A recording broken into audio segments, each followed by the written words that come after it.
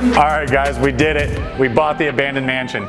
Today we're going to take you through the 4 most important spots of any flip and our biggest luxury flip yet, and show you how we're going to design it.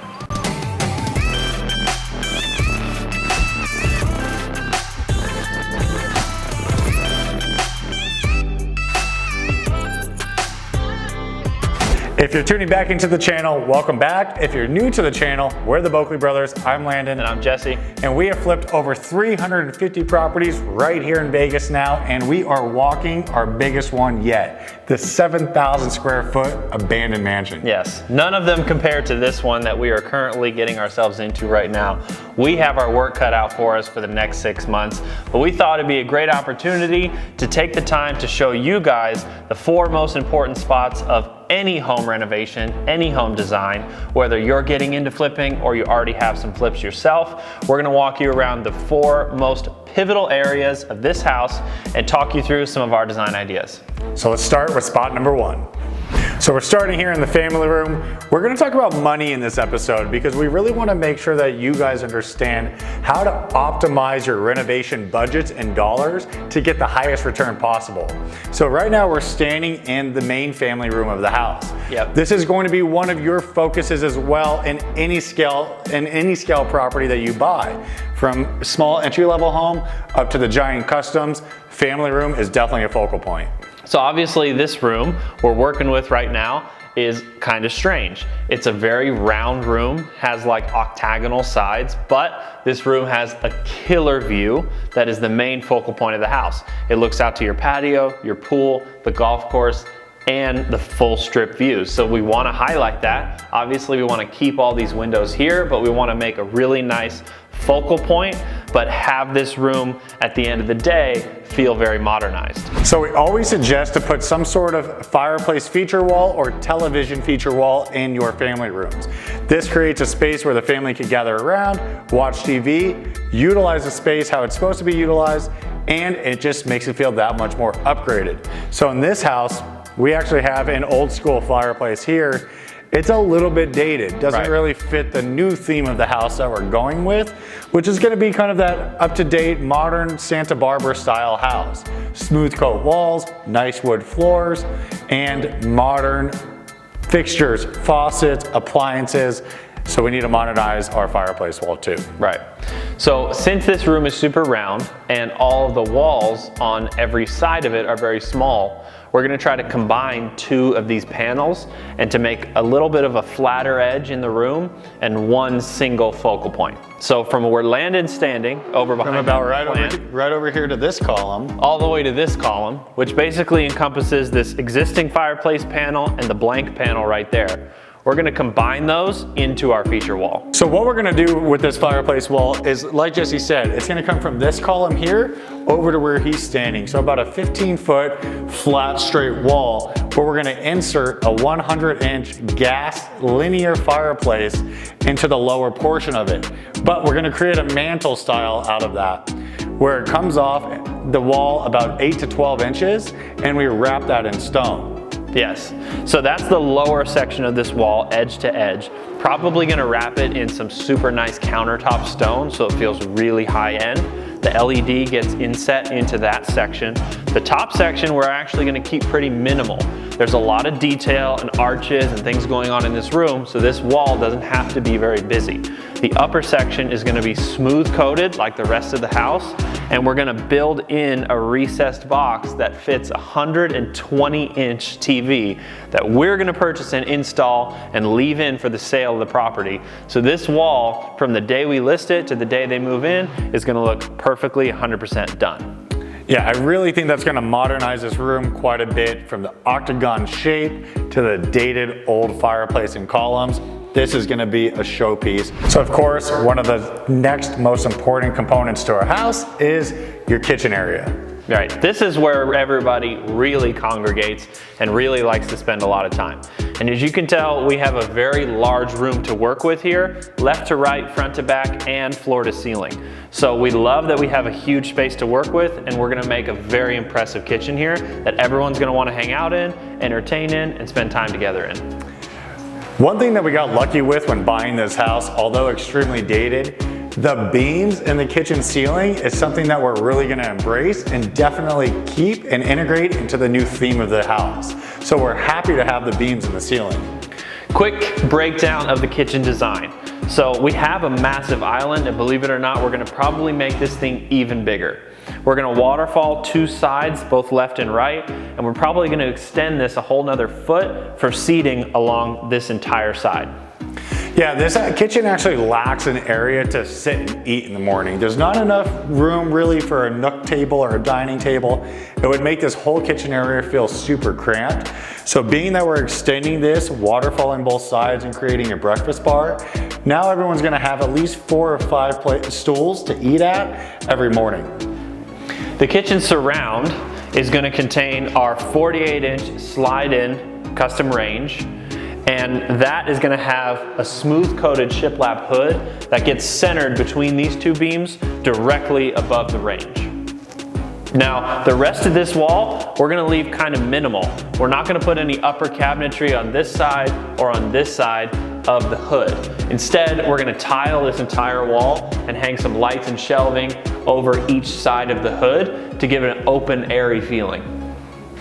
We're gonna continue on the upper cabinets from this crease in the wall over to that side, and we're gonna do them in a natural wood color cabinet. So one thing we're gonna really do in this house to break it up and modernize it is use a couple different color of cabinetry for different areas of the house.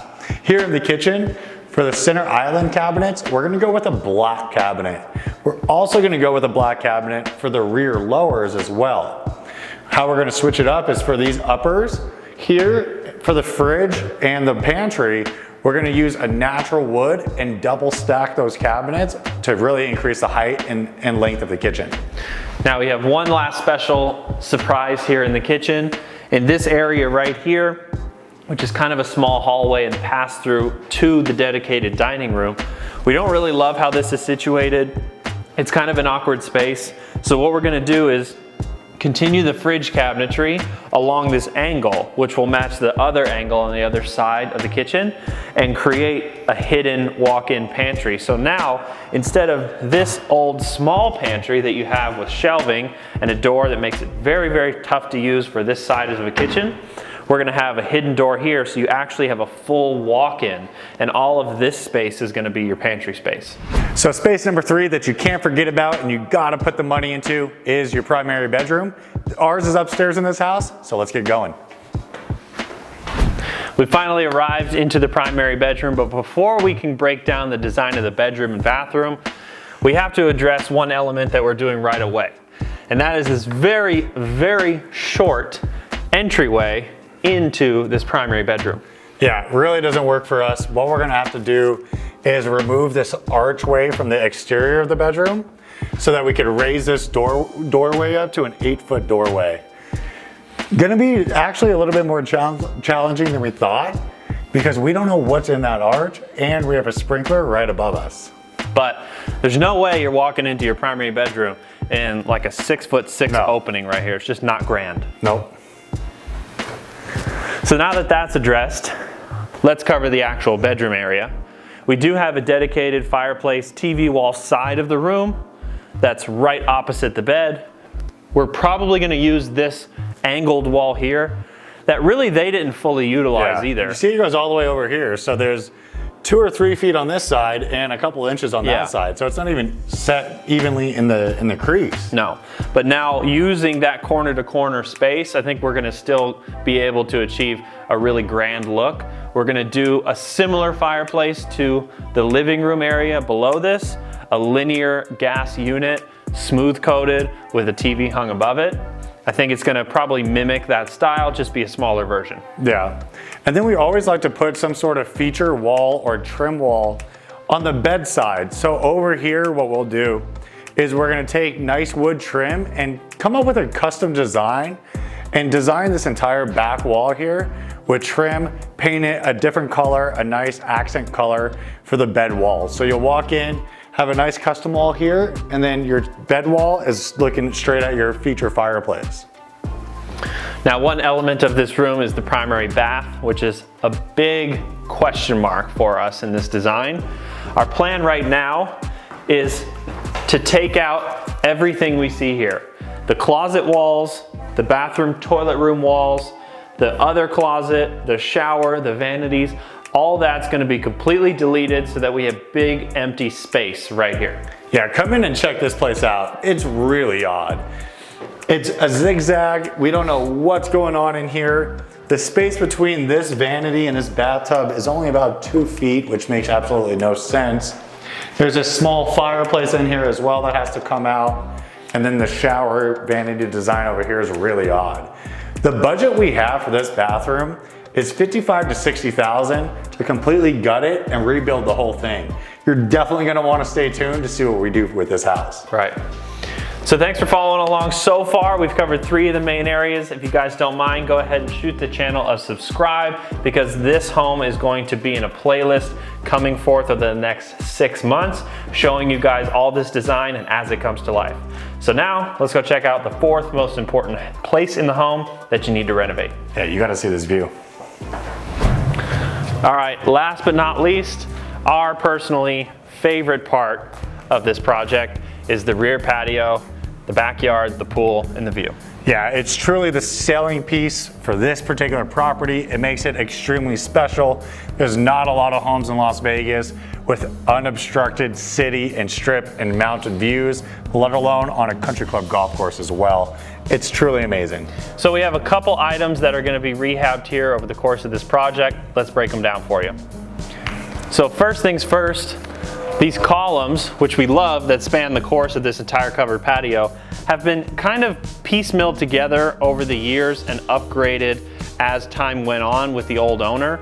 They put these footings on right here and slapped some stack stone on it, which was a total afterthought. And then they put these caps here, which are just styrofoam caps that I think they just tried to dress them up, hide the beam in there. But we're in good shape. They're not in good shape, they're chipped, and they don't really look very good as far as all of our design's gonna go. So we're gonna strip those down and make these columns nice and sleek. So obviously this pool needs a lot of work. We got a swamp growing in the backyard, the spa is empty, but we love the bones of this pool. It's got the infinity edge already built in, overlooking this incredible view. What we're gonna have to do is we're gonna have to re-pebble tech the pool. We're gonna have to re-tile the pool and replace the coping around the spa and the edge of the pool. And then most likely, since it's been drained for so long and in such bad shape, we're gonna have to rebuild and replace most of the pool equipment. Total budget for this pool is gonna be somewhere around $45,000. One great thing that this backyard already comes equipped with, and truly no fully finished, renovated backyard should be without, is an outdoor kitchen. This already has a super long countertop with the grill integrated in underneath the patio already. So the plan is to take off all the old stack stone, smooth coat it to match the rest of the renovation, replace this with a new top and new appliances, and rebuild this incredible outdoor kitchen. So we also have this fabulous side yard in this house. As you can see, it's been completely neglected, not being watered. We have a lot of dead trees here as well that we're gonna have to pull and replace. We're gonna resod the entire yard here. What we love about it is the privacy, and these are all still alive, thankfully. So pulling out all the plants, replacing all the sod, front, back, we have over a $50,000 landscape budget going into this yard.